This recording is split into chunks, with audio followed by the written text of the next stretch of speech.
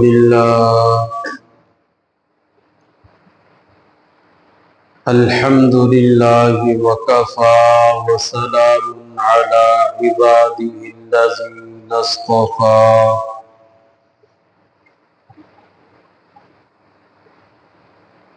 خصوصا على سيد الرسل وخاتم الأنبياء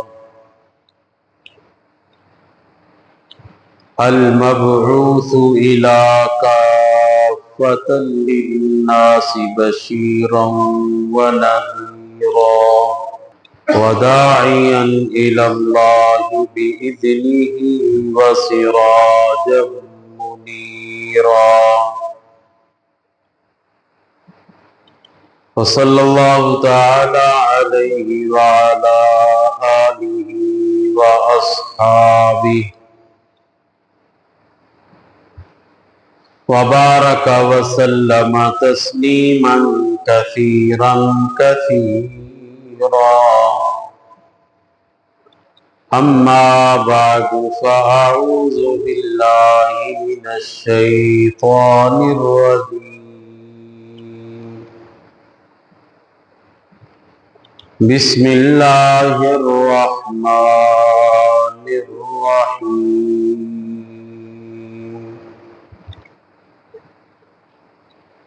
لئن شكرتم لأزيدنكم وَلَئِن كَفَرْتُمْ إِنَّ عَذَابِي لَشَدِيدٌ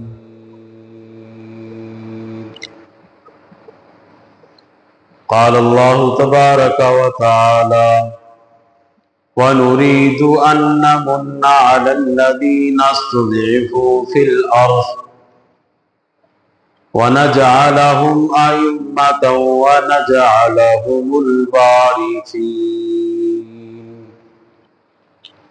صدق الله خالق مولانا العظيم وبلغنا رسوله النبي الكريم ونحن على ذلك لمن الشاهدين والشاكرين والحمد لله رب العالمين. سب حضرات بلند آواز سے درود پاک کی تلاوت کریں. اللهم صل على محمد وعلى آل محمد كما صليت على إبراهيم وعلى آل إبراهيم إنك حميد مجيد. اللهم بارك على محمد وعلى آل محمد كما باركت على إبراهيم وعلى آل إبراهيم إنك حميد مجيد.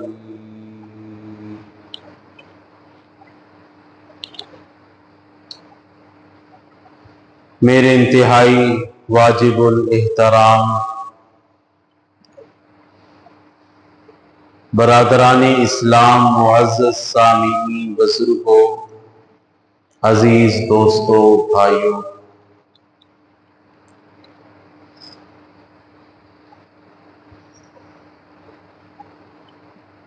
آزادی بہت بڑی اللہ کی نعمت ہے. اگست کا مہینہ ہے.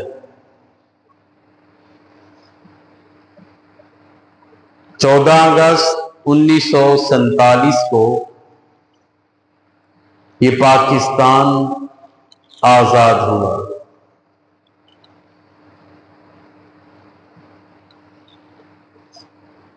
آزادی اللہ کا انعام ہے. آزادی اللہ کا فضل ہے. آزادی بہت بڑی نعمت ہے. اس نعمت پہ جتنا اللہ کا شکر ادا کیا جائے وہ کم ہے.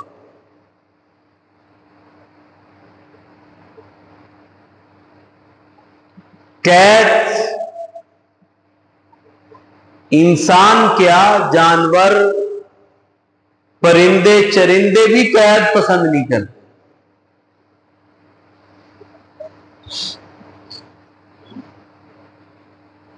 میں پڑھ رہا تھا، ایک اللہ والے نے ایک طوطا رکھا. طوطے کے ساتھ مانوس ہو گیا، جو خود کھاتا اس کو بھی کھلاتا۔ ایک دن سفر پہ جانے لگا تو طوطے سے پوچھنے لگا، میاں مٹھو تیرے لیے کیا لے کر آؤں؟ طوطے نے کہا میرے لیے کچھ نہ لے کر آنا، بس میرا ایک کام کر۔ ہاں بتا۔ کہا میری برادری راستے میں ملے نا تو انہیں میرا سلام دینا، انہیں کہنا ایک کیٹی ہے جو تمہیں سلام دے رہا ہے۔ اس کا جی ٹھیک ہے۔ اب سفر پہ نکل پڑا، جنگلوں میں جا رہا ہے، راستے میں دیکھا ایک جگہ بہت سارے طوطے بیٹھے ہے تو کہانی بھر سمجھانے کے لیے ہے۔ تو وہاں پہ جب گیا تو جا کر اسے کہا ایک تمہاری برادری کا ایک طوطا ہے جو میری قید میں، وہ تم کو سلام دے رہا ہے۔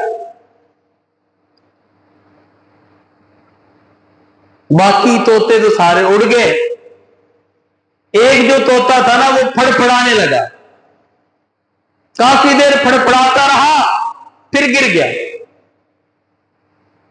یہ اللہ والا کہنے لگا میں نے سمجھا کوئی اس کی برادری کا خاص ہوگا، کوئی بھائی ہوگا، کوئی چاچا تایا ہوگا، کوئی ابا ہوگا، کوئی قریبی ہے جس کو یہ صدمہ برداشت نہیں ہوا کہ میرا بھائی تو قید میں باہر پھر رہا ہوں، اس لیے مر گیا۔ سفر سے واپس آیا اور آ کر طوطے کو کہنے لگا بھائی تیرا سلام میں نے دیا تھا تیری برادری کو، باقی تو سارے اڑ گئے، ایک جو ہے وہ تڑپنے لگا، کپانے لگا، اور اسی طرح وہ گر گیا، مر گیا۔ جب اس طوطے نے یہ سنا نا تو اس پہ بھی لرزہ طاری ہو گیا، یہ بھی کپانے لگا، تڑپنے لگا، اور کافی دیر تڑپنے کے بعد گر گیا۔ اب اس نے سمجھا یہ بھی مر گیا، پنجرا کھولا کہ میں اس کو باہر پھینکتا ہوں۔ جیسے ہی پنجرے کا دروازہ کھولا اس نے فوراً اڑان کری، پنجرے سے باہر نکل کے ایک دیوار پہ بیٹھ گیا۔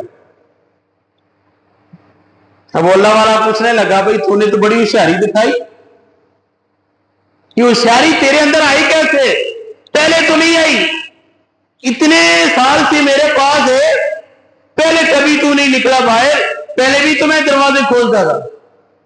اس نے کہا بات یہ ہے میں نے جو تجھے کہا تھا نا میری برادری کو سلام دینا، میرے کہنے کا مقصد یہ تھا جب وہ سنیں گے نا کہ میں قید میں ہوں تو وہ کوئی آئیڈیا دیں گے نکلنے کا، کوئی طریقہ بتائیں گے۔ وہ جو طوطا تیرے سامنے پھڑپھڑایا نا اور گر گیا، دراصل اس نے مجھے نکلنے کا طریقہ بتایا، اس نے مجھے قید سے نکلنے کا طریقہ بتایا ہے کہ یہ طریقہ اپنا تو نکل جائے گا۔ تو میرے بھائیوں، آزادی چاہے کوئی جانور ہے چاہے کوئی پرندہ ہے، ہر ایک کو آزادی عزیز ہے۔ قید، مشقت، یہ بہت مشکل چیز ہے، اور خاص کر ایمان والا مومن مسلمان یہ کافر کی غلامی برداشت نہیں کرتے، کافر کی غلامی اس سے برداشت نہیں ہے۔ اللہ تبارک و تعالیٰ نے قرآن مجید میں ایک قوم کا ذکر فرمایا جس کو اللہ نے آزادی دی، جس قوم کو بنی اسرائیل کہا جاتا ہے۔ یہ بنی اسرائیل کون تھے؟ نبیوں کی اولاد، حضرت یعقوب علیہ السلام کے بیٹوں کی اولاد۔ حضرت یعقوب علیہ السلام کے 12 بیٹے تھے، ان کی جتنی آگے اولاد اور نسل چلی وہ سارے کے سارے کیا بن گئے؟ بنی اسرائیل۔ اسرائیل حضرت یعقوب علیہ السلام کا لقب ہے، اس کا معنی اللہ کا بندہ۔ بنو اسرائیل، بنی اسرائیل کا مطلب اسرائیل کی آگے اولاد۔ اس کے بچے. تو یہ انبیاء کرام کی اولاد، یعقوب علیہ السلام اسحاق علیہ السلام کے بیٹے، اسحاق علیہ السلام ابراہیم علیہ السلام کے بیٹے، باپ نبی، دادا نبی، پردادا نبی، بھائی نبی، یوسف علیہ السلام بھائی نبی. تو یہ 12 بیٹے تھے یعقوب علیہ السلام کے. حضرت یوسف علیہ السلام جب بادشاہ بن گئے تو یہ سارے کے سارے مصر میں جا کے آباد ہوئے. مصر میں بڑی عزت تھی یعقوب علیہ السلام کی وجہ سے، یوسف علیہ السلام کی وجہ سے لوگ بڑی عزت کرتے تھے.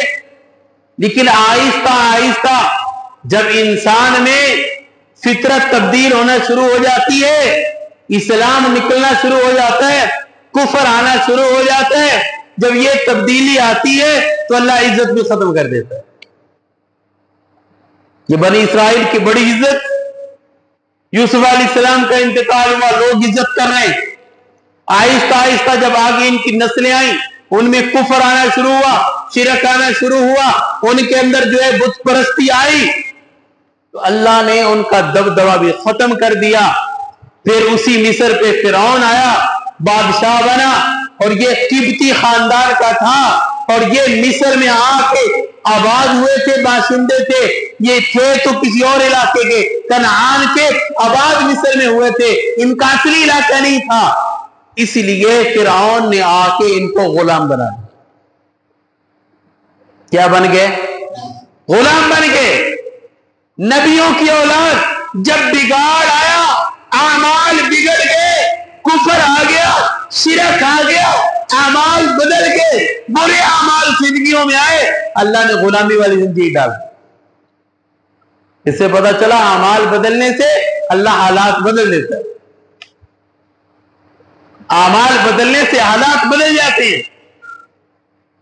آج ہم صرف حکومت پہ طنز کر رہے ہوتے ہیں، اپنا نہیں دیکھتے ہم کیا کرتوت کر رہے ہیں، ہمارے عمل کتنے اچھے ہیں، ہم کون سے تہجد گزار بنے بیٹھے ہیں، ہم کون سے حلال کھانے والے ہیں، ہم کون سے جو ہے وہ رشوت سے پاک ہیں، سود سے پاک ہے، حرام سے پاک ہے.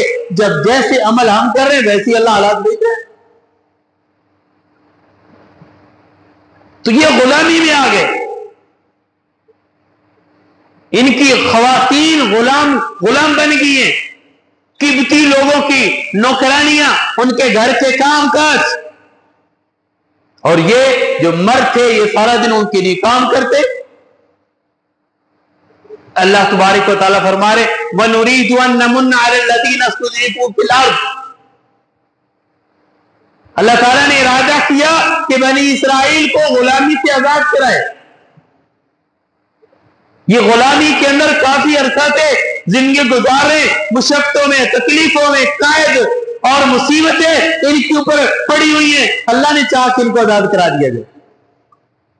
تو اللہ تبارک و تعالیٰ نے بنی اسرائیل میں حضرت موسیٰ علیہ السلام کو بھیجا. حضرت موسیٰ علیہ السلام نے، یہ تھے بھی بنی اسرائیلیوں میں.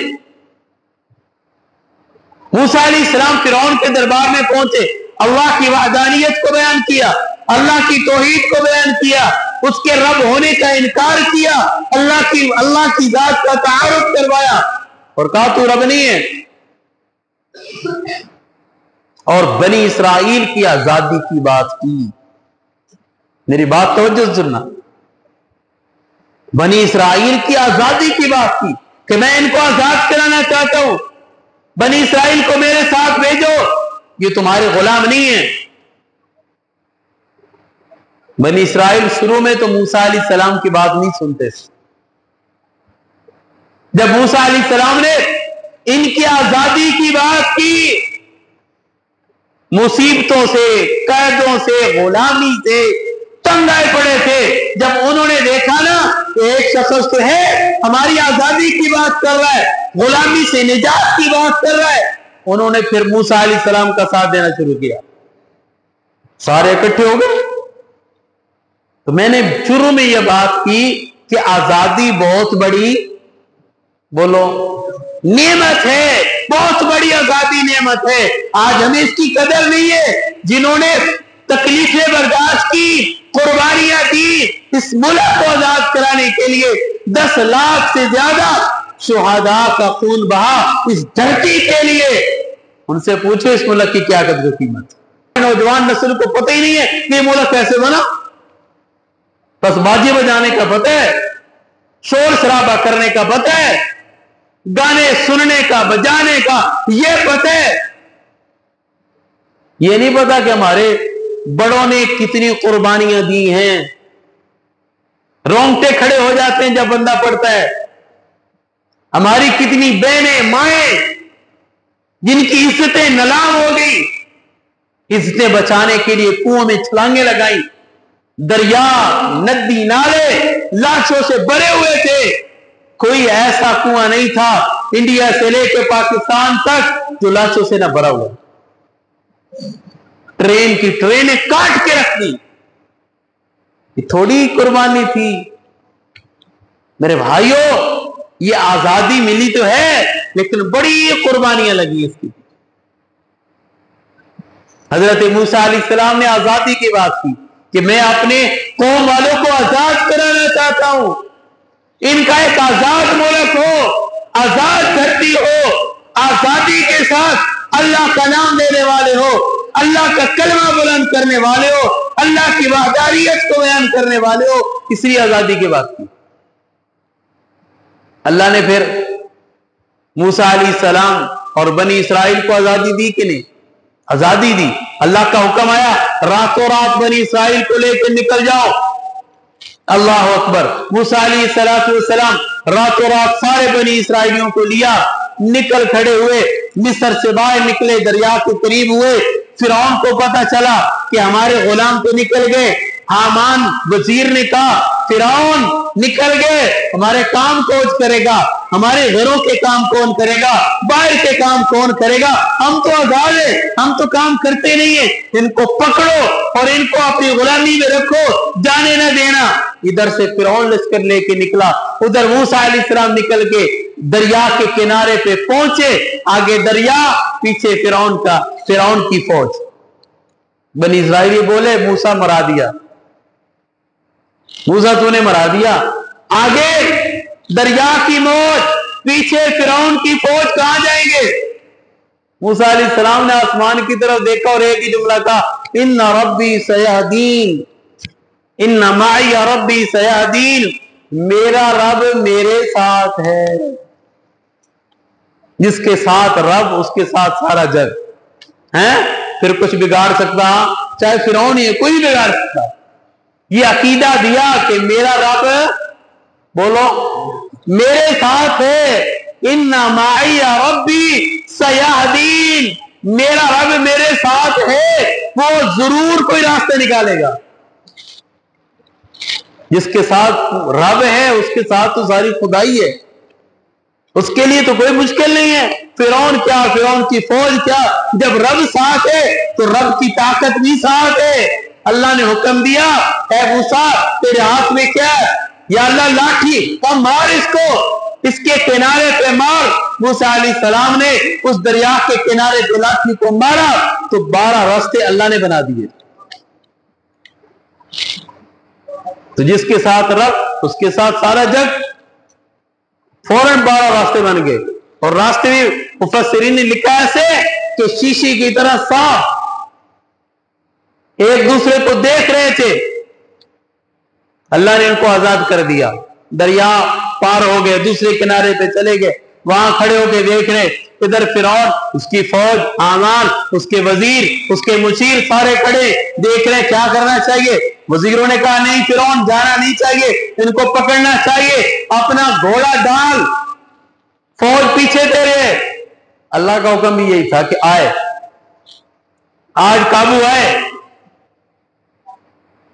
موت کا فرشتہ بھی آیا، اس نے بھی لگام پکڑ کے کھینچا، آ بھائی اگے آ۔ جیسے ہی دریا میں داخل ہوا، فوج بھی داخل ہوئی، جب درمیان میں پہنچے اللہ نے حکم دیا پانی کو، چل بھائی اپنا کام دکھا۔ سارے راستے ختم ہو گئے اور سب تباہ و برباد ہوئے۔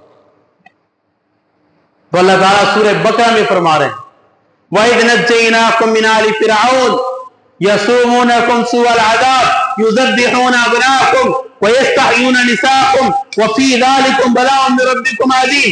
ए बनी इसराइलियों, वो वक्त याद करो जब फिरौन तुम पे जुल्म करता था, तुम्हें तरह तरह से तकलीफें देता था, तुम्हारे बेटियों को ज़बह करता था, बेटियों को जिंदा छोड़ देता था। वफी ज़ालिकुम बलाउम मिन रब्बिकुम अज़ीम, बहुत बड़ी मुसीबत तुम्हारी ऊपर थी और अल्लाह ने तुम्हें उस मुसीबत से निजात दी।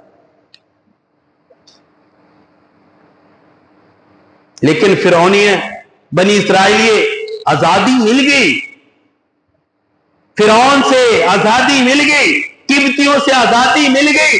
आजादी के बाद उनका काम क्या था?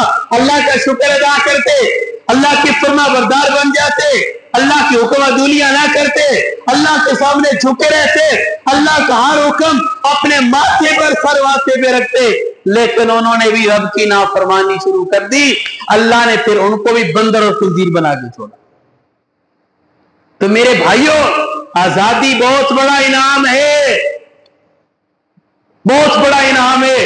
इस इनाम पे अल्लाह का शुक्र अदा करना चाहिए, न कि रब की नाफरमानी करनी चाहिए।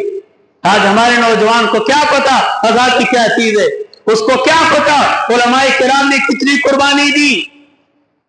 हिंदुस्तान की चांदनी चौक से लेकर खैबर तक कोई दरख्त ऐसा नहीं था जिसपे किसी आलिम की लाश न लटकी हो। 10 लाख से ज्यादा मुसलमानों ने कुर्बानियां दी इस मुल्क के लिए। उन्होंने यहां पे कोई विरासत बनानी थी, कोठियां बनानी थी, या सियासत करनी थी, या उनको कोई बड़ा माल मिलना था। ये उन्होंने मकान छोड़ा, दुकान छोड़ी, कारोबार छोड़ा, तिजारत छोड़ी, ये सारा कुछ छोड़ के जो पाकिस्तान बनाने के लिए निकले, उनका और कोई मकसद नहीं था।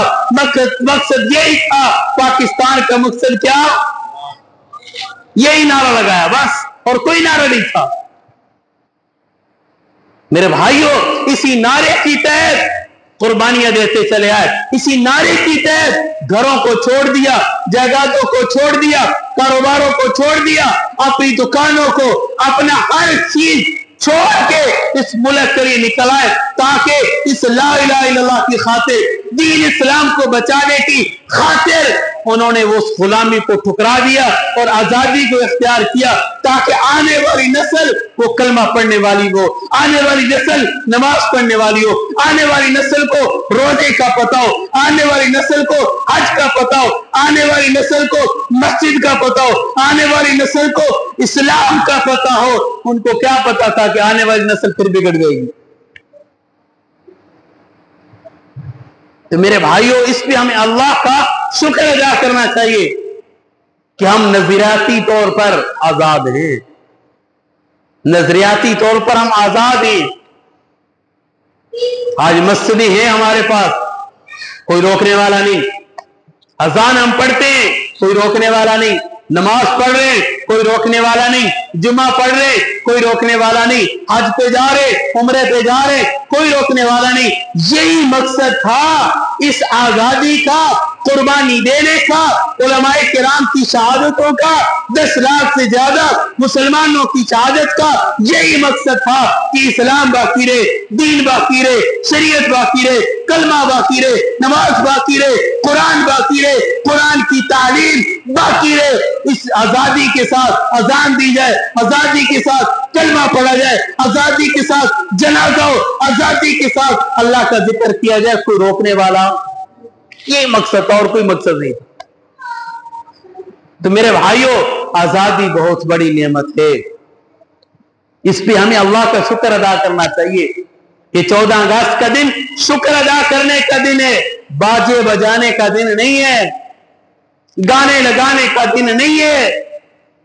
अफसोस के साथ कहना पड़ता है, हम आजाद हैं, हमारा घर आजाद है, घर पे म्यूजिक इंडिया का चल रहा है। हम आजाद हैं, हमारे मोबाइल पे गाना इंडिया के फनकार का चल रहा है। हम आजाद हैं, हमारे मोबाइल पे फिल्म इंडिया की चल रही है। हम आजाद हैं, म्यूजिक इंडिया का चल रहा है, मोहब्बत इंडिया के साथ है, इंडिया के अदाकारों के साथ है। मेरे भाइयों, ये मुल्क तो बना था कलमे की बुनियाद पर, लेकिन अफसोस की बात, इस कलमे का निजाम हम 5 फुट पे नाफिज नहीं कर सके। یہ جو 5 فٹ کا ہمارا وجود ہے نا، اس پہ ہمیں اپنے کلمے کو نافذ ابھی تک نہیں کر سکے. ہم گالی حکمران کو دیتے ہیں، خیر ان کا بھی قصور ہے لیکن زیادہ ہمارا قصور ہے. جس نعرے پہ یہ ملک بنا تھا پاکستان کا مقصد کیا؟ لا الہ الا اللہ. اس لا الہ الا اللہ کو ہم کم از کم اپنے 4-5 فٹ پہ تو نافذ کریں نا. ہمارا وجود کلمے والا ہو، شکل کلمے والی ہو، لباس کلمے والا ہو، اٹھنا بیٹھنا کلمے والا ہو، گھریلو زندگی کلمے والی ہو، باہر کی زندگی کلمے والی ہو، ہماری دکان، تجارت، ملازمت، زراعت ہمارا کلمے والا سب کوئی نظر آئے، کیونکہ مقصد یہی ہے اس ملک کے بنانے کا. لیکن افسوس کے بعد ہم سب کو چھوڑتے چلے جا رہے ہیں. تو میرے بھائیوں، ہم اس ملک کی قدر و قیمت کو سمجھے، اس آزادی کی قدر و قیمت کو سمجھے. مقصد دین اسلام ہی تھا.